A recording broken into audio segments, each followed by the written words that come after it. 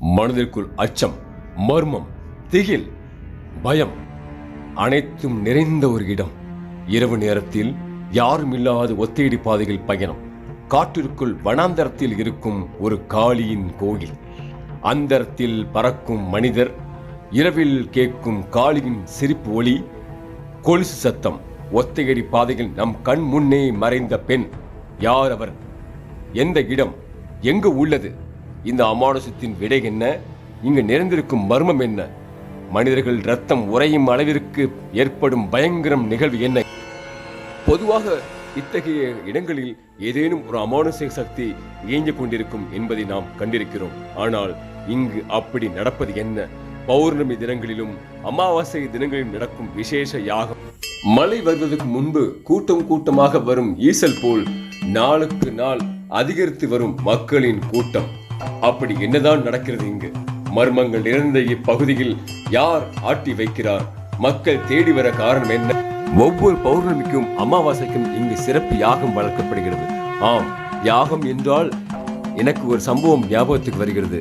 தாட்சாயினி, தட்சனின் மகள் தாட்சாயினி. தட்சன் மாபெரும் யாகம் செய்கிறான். ஆனால் அவனுடைய மகளுக்கோ அவனை மணந்த சிவனாருக்கோ அழைப்பு இல்லை. கோலாகலமாக யாகம் ஆரம்பிக்கிறது. இந்த அவமானத்தை தாட்சாயினியால் தாங்க முடியவில்லை. நான் என் தந்தையை போய் கேட்கிறேன் என்று புறப்படுகிறாள். தேவி தாட்சாயினி தன் பிறந்த வீட்டிற்கு வந்து தன் தந்தையான தட்சனிடம் யாகம் கேட்கிறாள். அங்கு அவரை மதிப்பார் யாருமில்லை. ஆனால் அங்கு கிடைத்ததோ அவமானம் மட்டுமே. தட்சனால் உருவாக்கப்பட்ட அந்த உடம்பே வேண்டாம் என்று அதே யாக குண்டத்தில் விழுந்து இறக்கிறாள் தாட்சாயினி. யாகத்தின் சிறப்பை நான் கூறியதற்கும் இந்த கோயிலுக்கும் என்ன சிறப்பு என்று நீங்கள் யோசித்தால், ஒவ்வொரு பௌர்ணமி என்றும் இங்கு சிறப்பு யாகம் வளர்க்கப்படுகிறது. தமிழ் முறையில் பக்தர்களின் பிரச்சனைகள் தீர. என் பேர் நாகராஜன், சென்னையிலிருந்து வரேன். இந்த வல்லக்கோட்டை கோயிலில் ஆதி மனதீஸ்வரர் ஓம் சக்தி கோயில், காளி கோயிலுங்கிறது இது மிகவும் இப்போ தான் பிரசித்தி பெற்று வந்துட்டு இருக்கு. இந்த கோயில் மிகவும் சக்தி வாய்ந்ததாக கருதப்படுகிறது. இந்த கோயிலில் சில வேண்டுதல் பிரார்த்தனைகள் நடக்கிறது. மாதந்தோறும் அமாவாசை மற்றும் பௌர்ணமி நாட்கள், அஷ்டமி நாட்களெல்லாம் அபிஷேக ஆராதனைகள் நடக்கிறது. மிக விசேஷமாக இங்கே சேவார்த்திகள் வந்து கொண்டு போயிருக்காங்க. நீங்கள் பார்த்தீங்கன்னா இந்த இடம் வந்து ரொம்ப அமைதியான ஒரு வனாந்தரத்தில் இருக்க மாதிரி இருக்குது. அதாவது இப்போ நம்ம சிட்டி லைஃபோட வெளியே வந்துட்டு அது வந்து ஒரு பின் ஆஃப் சைலன்ஸ், மனசுக்கு ஒரு அமைதி கிடைக்குது. இங்கே வந்து நம்ம தியானம் பண்ணோம்னா நம்மளுக்கு அந்த வைப்ரேஷன் கிடைக்குது. ரொம்ப அமைதியாக, மனசுக்கு வந்து அமைதியாக இருக்குது. இந்த அட்மாஸ்பியர் நீங்கள் இந்த இடம் சுற்றி இல்லாமல் ஒரு பசுந்தோலை மாதிரி நல்ல காட்சியாக இருக்குது. இந்த மனசு ரொம்ப நிம்மதியாக இருக்குது. இதை வந்து நம்ம வந்து போகிறது.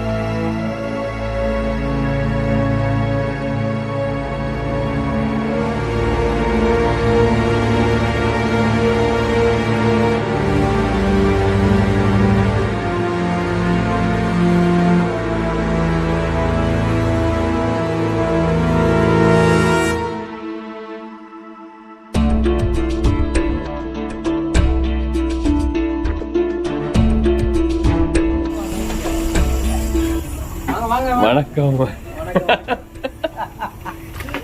ஆனா எப்படியே வந்துடும் பாருங்க. ஆமா பரவாயில்ல, ரொம்ப சந்தோஷமா இருக்கு.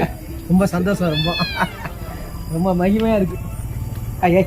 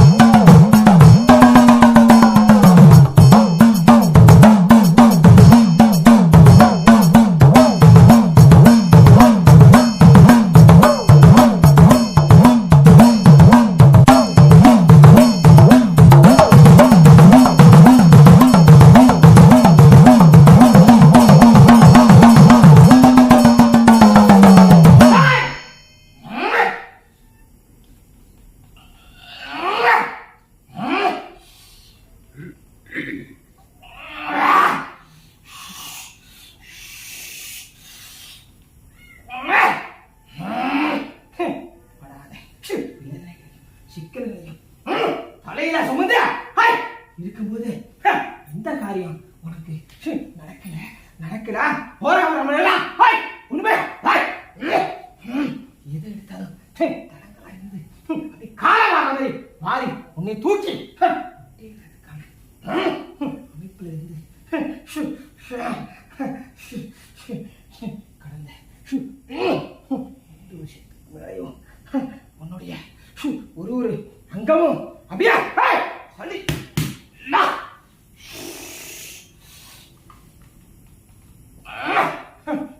அந்த அளவுக்கான உன்னுடைய எல்லாத்தையுமே கட்டி பாதத்துல உன்னுடைய சிந்தனைகளும் செயல்களும் எல்லாமே மாறி இன்னைக்கு இருக்கிறது நாளைக்கு இல்லாம அதுக்கான சிந்தனைகளாக எல்லாமே அமைதி இன்னைக்கு இருப்பா இருந்து இருக்கிற உனக்கு ஞாபகத்தையும் ஏற்படுத்தி சில நேரத்தையும் காலத்தையும் உனக்கான பொக்கிஷத்தை உயர்வதற்கான காலத்தையும் ஏற்படுத்துறேன் வளர்வதற்கான நல்ல ஒரு வழிகளை ஏற்படுத்தக்கூடிய சூழ்நிலையாக இருந்து உங்களுடைய எண்ணங்களும் எண்ணங்களும் சில மாறுபட்டு இருந்தா கூட அதையும் வைக்கக்கூடிய சூழ்நிலைகளை உனது போல சில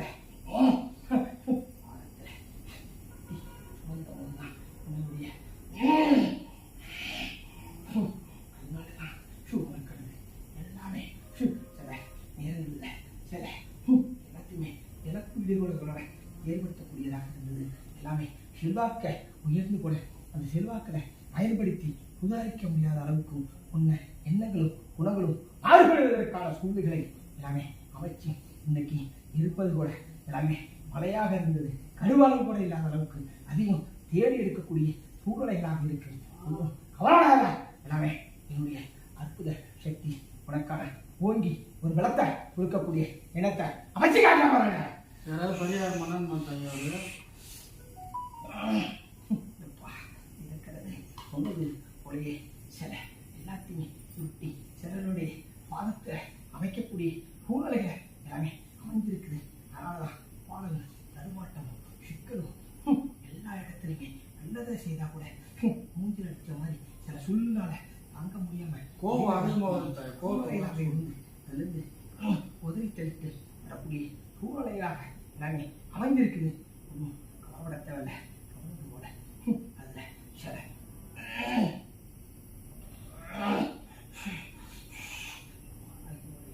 பாவத்துல பாவத்தினுடைய அதை தொட்டு வழங்கக்கூடிய சூழ்நிலைகளை ஈடுபடுத்த வேண்டும். ஏன்னா அதனுடைய சில சூழ்ச்சிகளும் சிக்கல்களும் அதனுடைய பாவத்துல தான் எல்லாமே சிக்கி கிடக்கும் சூழ்நிலைகள் எல்லாமே அமைந்திருக்குது. அதனால அதை தொட்டு வணங்கினாவோ இல்லை அதுக்காக ஒரு அபிஷேகத்தை செய்தவோ பாலகனுக்கான ஒரு வழியை கொடுக்கறதுக்கான சூழ்நிலைகளை எல்லாமே சுற்றி வரும். அதனால ஒன்றும் கவலைப்பட தேவையில்லை. அதை செய்தாவே உனக்கான மகிமையை ஏற்படுத்தக்கூடிய சூழ்நிலைகளை எல்லாத்தையும் அமைச்சு கொடுக்கும். ஒன்றும் பயன்படுத்தாம பண்ணினேன். என்ன நானும் பண்ணணும் அது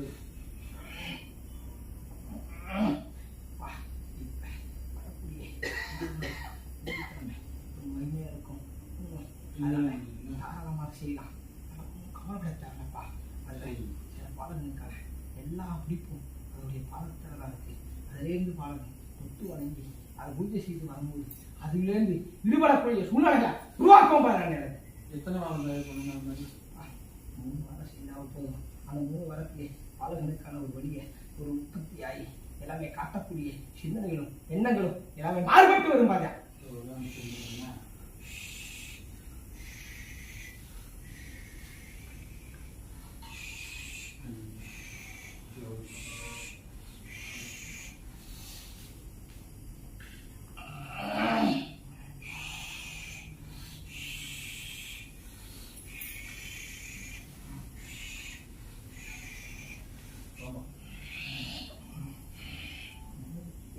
பாதுகாத்து வந்து பாலகனுக்கான இருக்கிற ஆபத்து மட்டும் இல்லை. உடைச்சா 1 2 3 மாதிரி இருந்ததை விட எல்லாரும் கட்டி கழிச்சு